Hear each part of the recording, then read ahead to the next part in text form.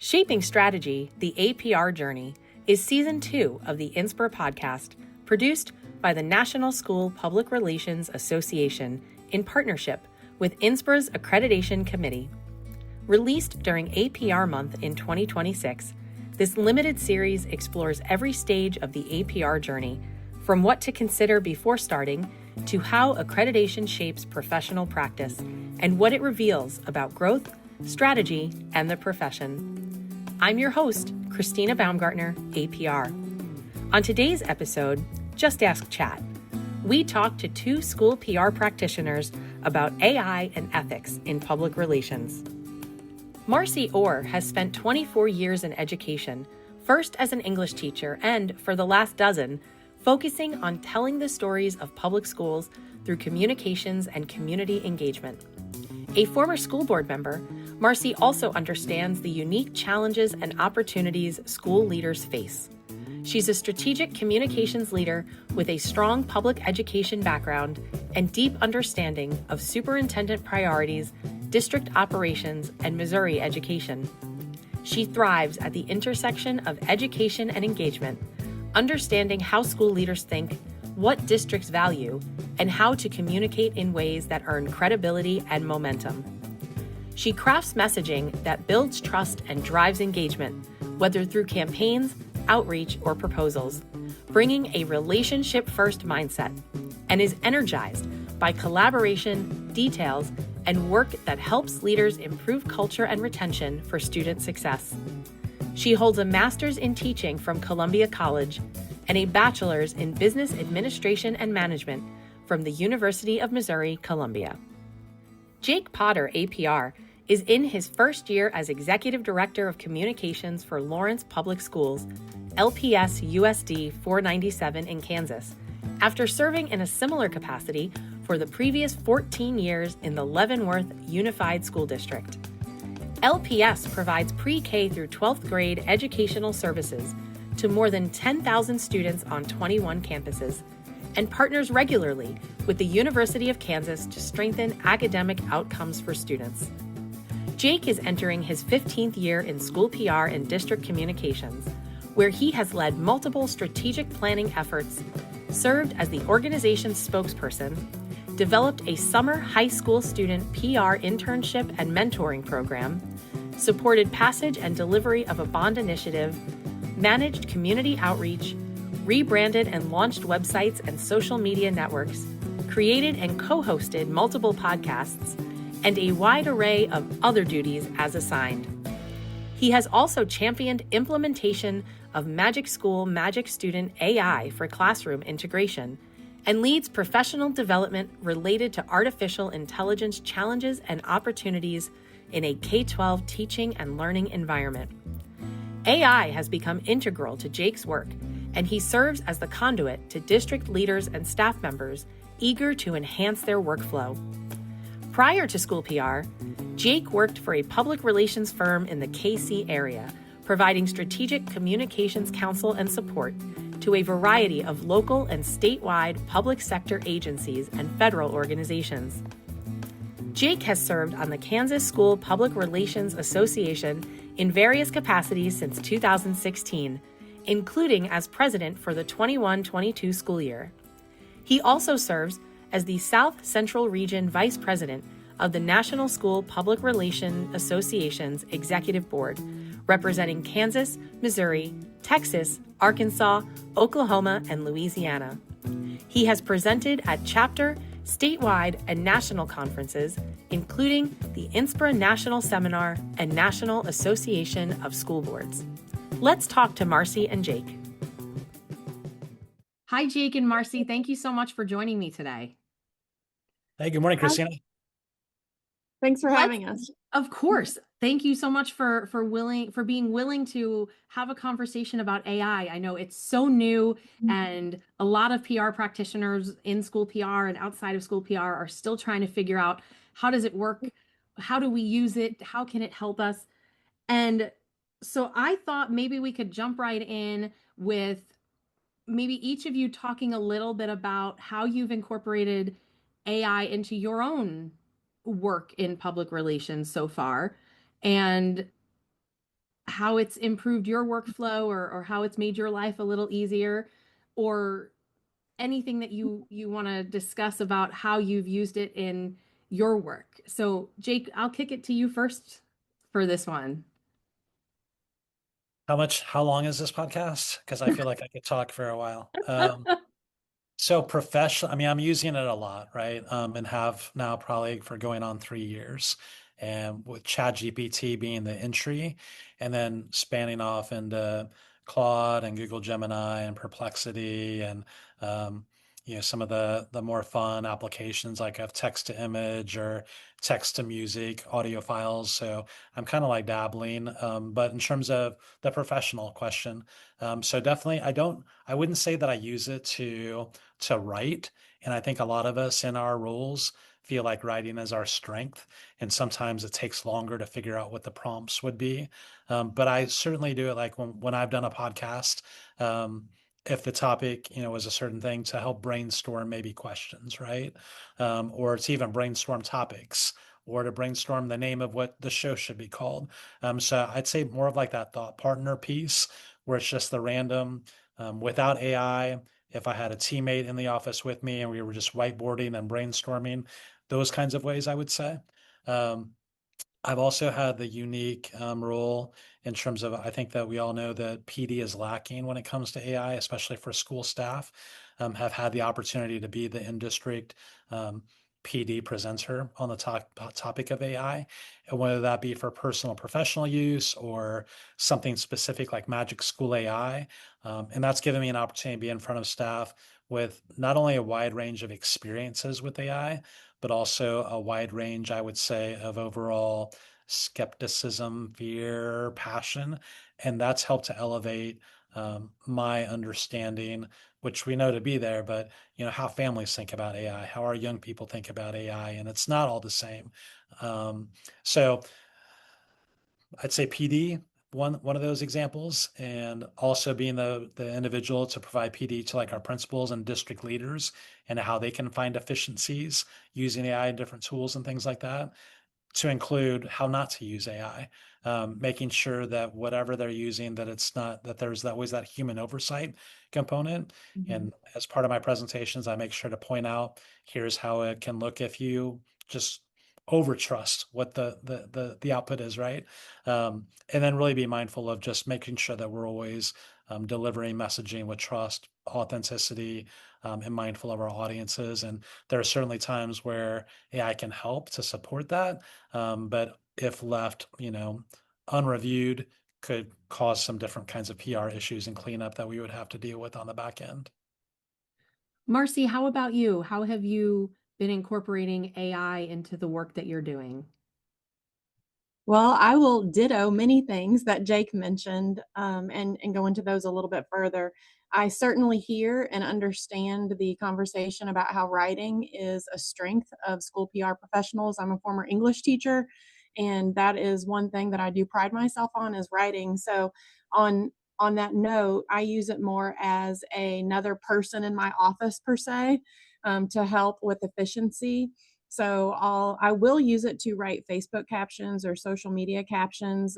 We do some signings at the high school level for sports. So I work with our activities department on that, and all of those are basically straight from ChatGPT with the information in there. But on the flip side of it, if we're going to write a letter for a parent or put out a message, I'll write it and then throw it in there and say, what am I missing? Or if I was a parent in the district, because this is the first year I'm not, what would I miss? If what else would a parent need to know? Or if it's somewhat a situation that may cause some chatter in the community, thinking about, if we're going to tell our staff about this, how are they going to take it and what other information do they need to know? So following up Jake's conversation on we're writing it, but using it as another person in the office to help. And then also making sure that conversations are happening across the district. So we're not at the level yet where we're leading PD in our district, but we have enough conversations with people, especially with our admin team and even with our board, where people know that I'm using it.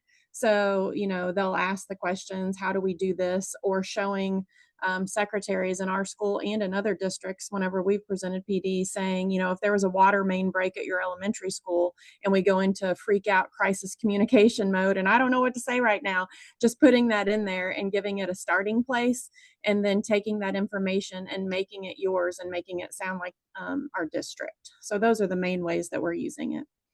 I love how you both talked about modeling for the folks around you, because I know I didn't start really incorporating it at all into my work until the day that my superintendent said, I asked ChatGPT to look at this sentence because we had been wrestling over word choices and what were we missing in this sentence because it felt like we were just missing something. And so hearing him say, it's okay to use this tool, and there's a good way to use this tool, I think opened it up for some of the rest of us to begin looking at it and seeing how it could impact our work in a positive way. And I'm curious, when you both take your background as APRs and having gone through that process and having that real focus on strategic thinking and RPI, are there specific ways that you see AI tools being able to support that strategic thinking and RPI process for PR practitioners? Yeah, I'll start. For sure. Even on the research itself, I find myself lots of times going to an AI tool even before Google. And even if you are Google, the very first paragraph you see now is typically that AI overview, right? So I think that the way in which AI embedded tools is in some ways enhancing research. Definitely that's the R, obviously, of RPI, right? I think the speed of return there, and then also, especially something like Perplexity, where it actually gives you those sources, then you can delve, you can go deeper where you're not just trusting whatever that overview piece might have been. So research for sure. And then I think sometimes, when especially if you're working like in a closed network, like your own custom GPT or something like that, if you're safeguarding those concerns that you might have with district proprietary information, to be able to like upload PDFs and say, you know, help me to dissect this. What am I missing? Or here's a 12-month timeline. What would it look like if it was a 9-month timeline? There are efficiencies there to where it's still trying to give you back what you want in terms of an output, but just the speed of which you put the prompt in and seconds later you have a response versus 5 years ago we would have made a copy and did a whole another Google Doc and made a whole nother chart and a whole nother timeline. So I think there's a speed there. You still have to review everything. You still have to trust everything, but it can sometimes unlock, as Marcy said, if you had another human in your room with you as a teammate, just to help elevate those kinds of things. So I think all across the 4 steps of RPI, there's opportunities to use those tools, and even on the back end, skipping over the implementation part, whatever your final those kind of gold medallion overview pieces that we either do for our own internal board reports or if we're sharing it with others, to use that final review to say, tell us what we missed, or if we had $100,000 more, what other things should we have been thinking about, right? So there's lots of opportunities there for sure.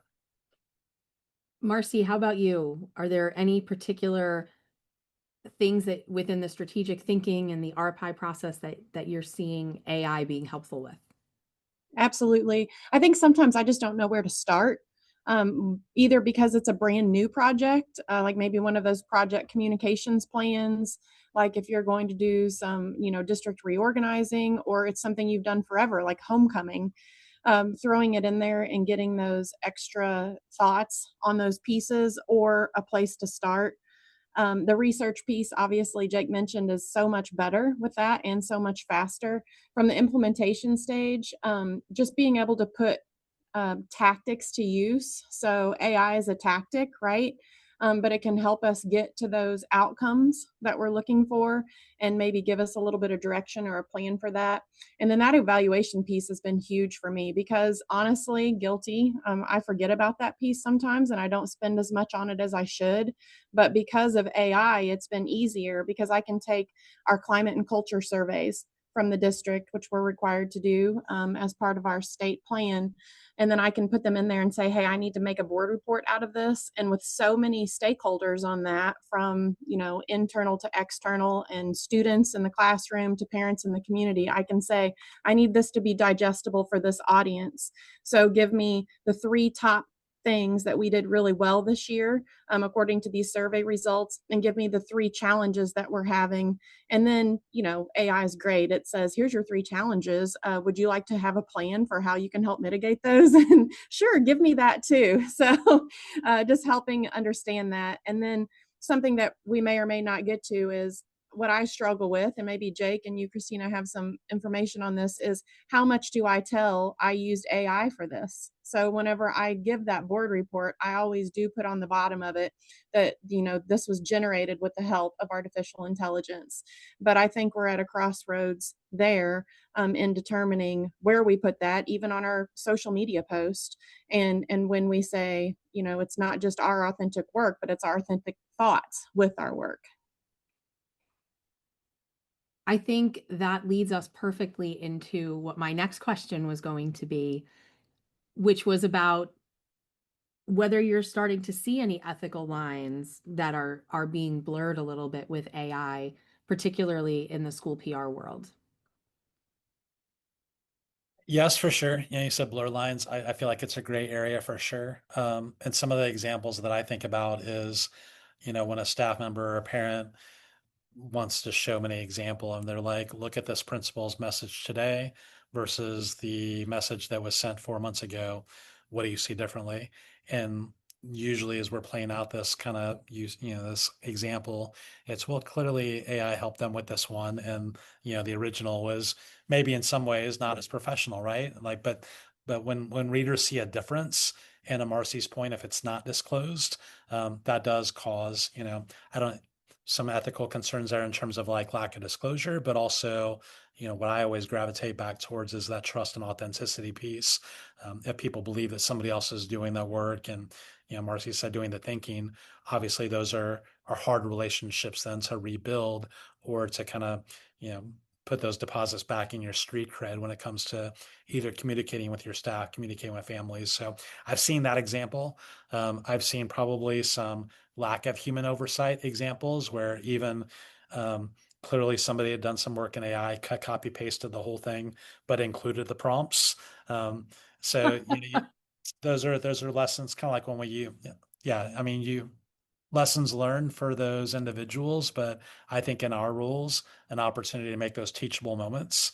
And we can laugh about it, right? But, it's one thing for your friends and coworkers to see it, maybe something different. Had this gone out to a family, right? So I think those are things too. I've noticed our local reporting, some disclaimers, even in their reporting, to say AI was used in the generation and development of this story. That's been new within the last month or so.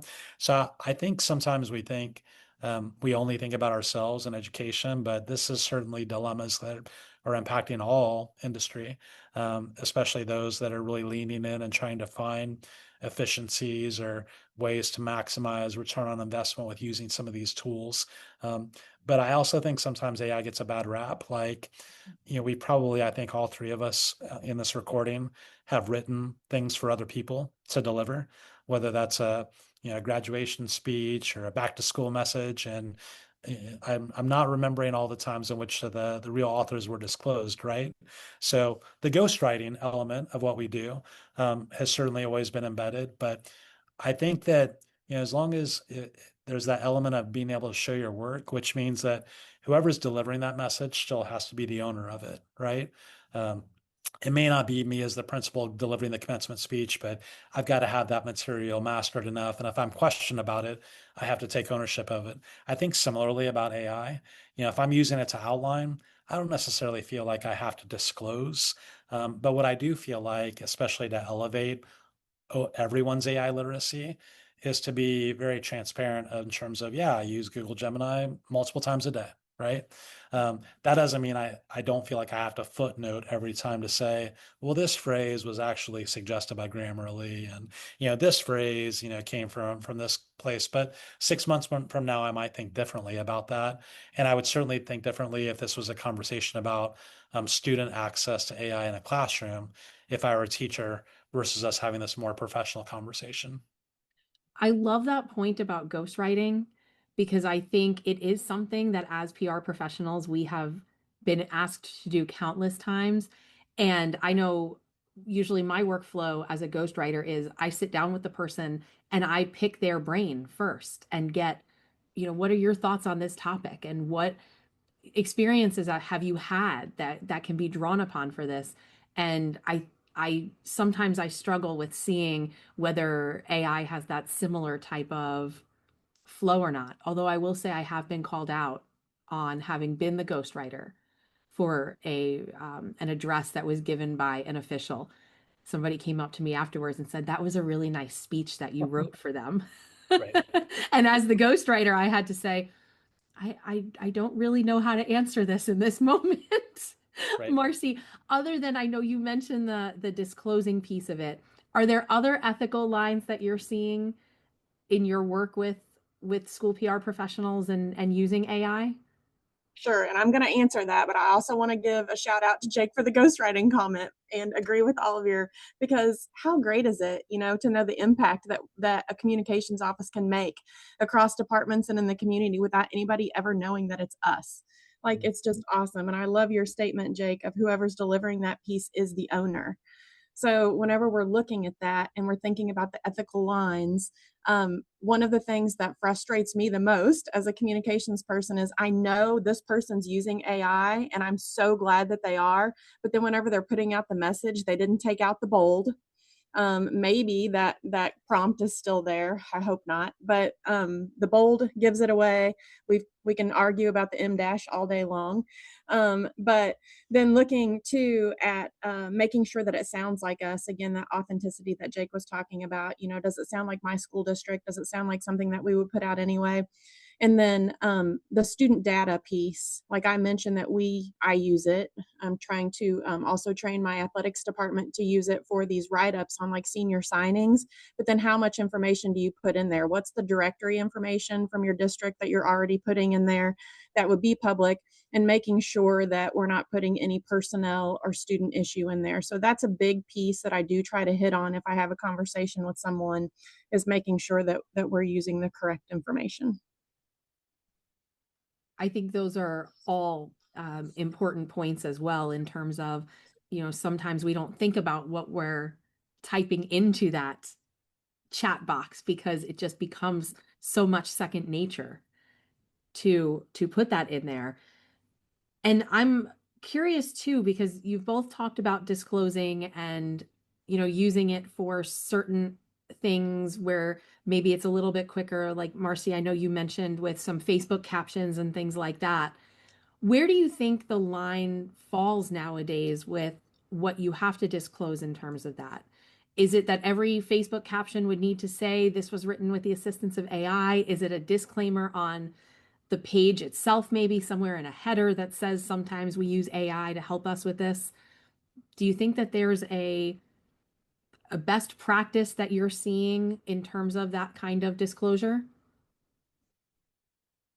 I don't know that I'm seeing best practice yet. I mean, I think you're seeing pockets, and I think some of that too is, I don't know if Marcy's the same way or not, but the last two districts I've worked in have not yet adopted a district policy specific to AI, right?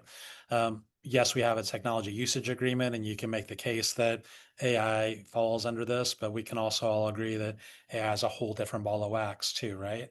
Especially in the Midwest. So I think the coasts are maybe a little bit further in terms of policy language and guidance.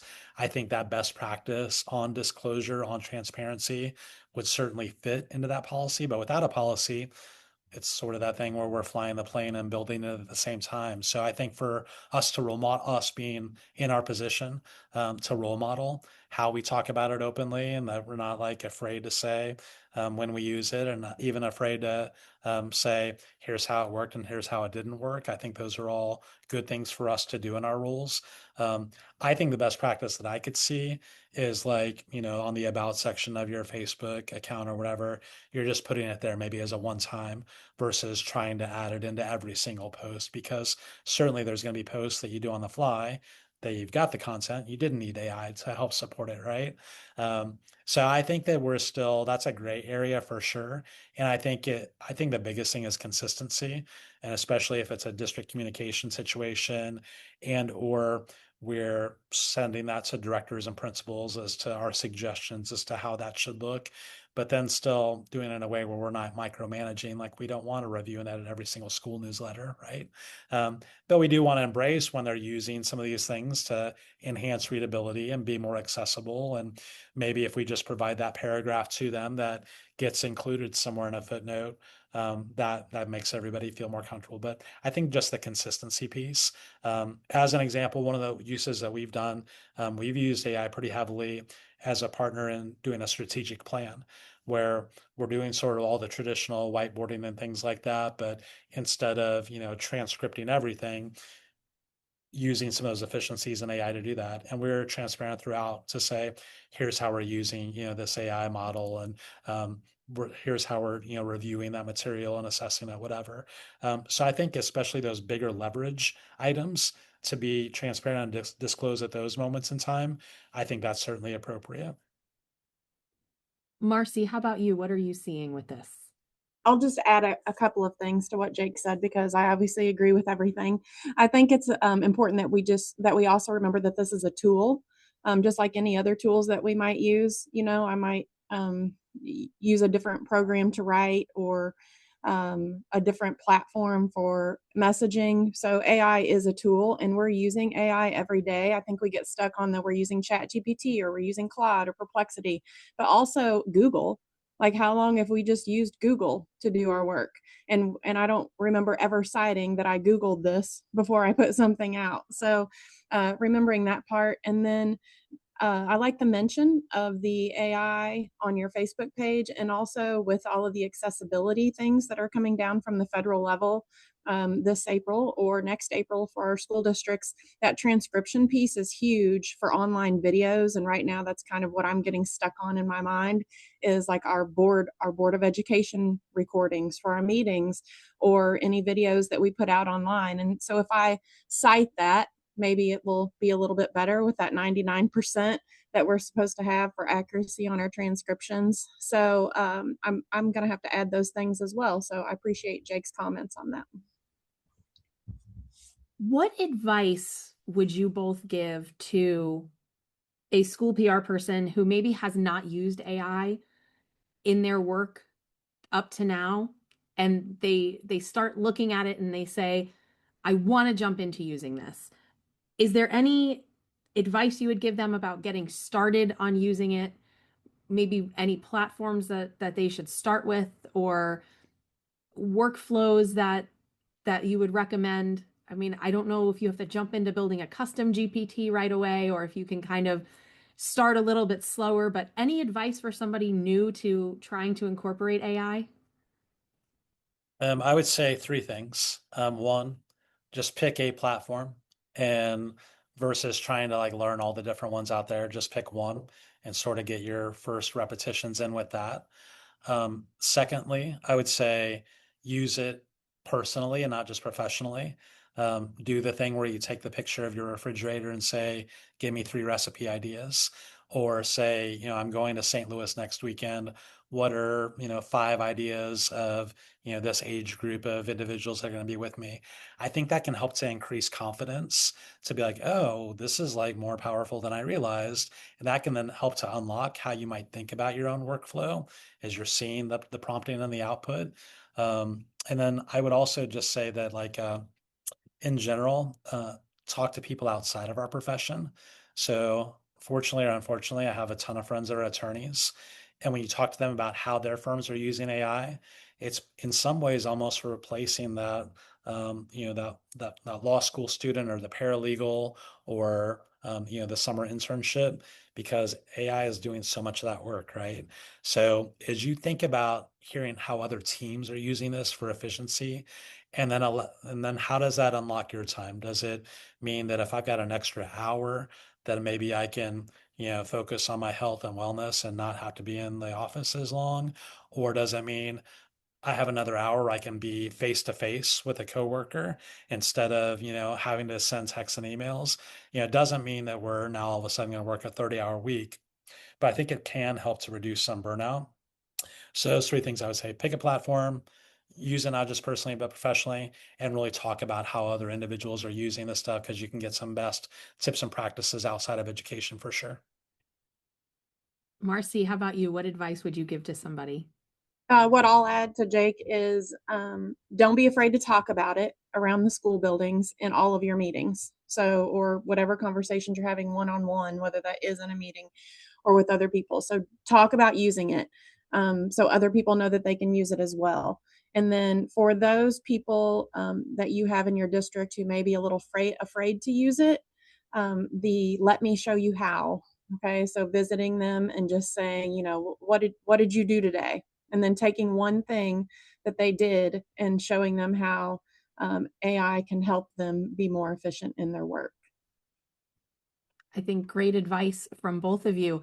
I am just hoping that none of these AI platforms ever become like the system from Robert Heinlein's book, The Moon's a Harsh Mistress. Mike, who became self-aware and was able to do all kinds of things on his own and kind of take over. So that's my hope for the future of AI. But I appreciate both of you being here today and sharing your knowledge and your expertise with us about AI. So thank you for joining us. Absolutely. Thanks for having us. Shaping Strategy, the APR Journey, is a limited series podcast from the National School Public Relations Association, produced in partnership with INSPRA's Accreditation Committee. Be sure to visit inspra.org for more information about accreditation in public relations, membership information, professional development resources, and more.